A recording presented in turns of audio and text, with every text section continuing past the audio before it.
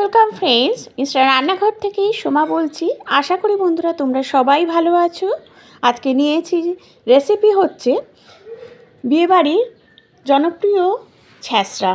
ছ্যাঁচড়ার recipe আমি আজকে নিয়ে এসেছি। এই ছ্যাঁচড়া খেতে কিন্তু আমরা ভীষণ ভালোবাসি।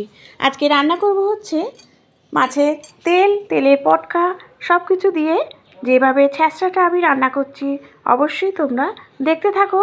নিয়েছি পুঁইশাকের ডাঁটা, তার থেকে সবজি নিয়েছি, যত সবজি তোমাদের বেগুন, কুমড়ো, সিম যা থাকবে মোটামুটি সবই দেবে, তাহলে টেস্টও আসবে। রসুনটাকে আমি আগে ভেজে দিলাম 5 ফোড়ন আর রসুন আগে ভালো করে ভেজে নেওয়ার পরে যখন দেখব রসুনটা থেকে ভালো মতো স্মেল আসছে তখন কিন্তু আমি দিয়ে দেবো পেঁয়াজ কুচি, আদা কুচি আর তার সাথে দেবো কাঁচা লঙ্কা কুচি। তারপরে তেলটা মাছের তেলটা দেওয়ার পরে তেল পটকা সব কিছু দিয়ে যখন একটু ভালো করে আমি আগে একটু ভেজে নেব তেলটা, তারপরে দিয়ে দেবো ভেজিটেবলগুলো। সবজিটা দেওয়ার পরে বেশ কিছুক্ষণ আমি এটা নাড়াচাড়া করে কিন্তু আমি ঢেকে রাখবো। ঢেকে রাখলে কিন্তু সবজিটা মজেও যাবে, তাড়াতাড়ি কিন্তু বয়েলও হয়ে যাবে। ছ্যাঁচড়াটা কিন্তু এইভাবে করবে, দারুণ টেস্ট হবে। দিয়ে দিচ্ছি নুন,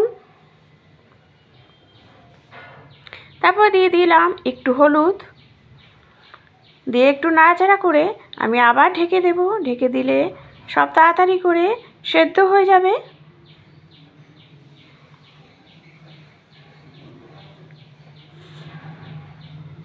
আর বিয়েবাড়ির এই ছ্যাঁচড়ায় কিন্তু মেন ইনগ্রেডিয়েন্টস হচ্ছে রসুনটা দেবে, তাহলে কিন্তু টেস্টটা আরও ভালো খুলবে।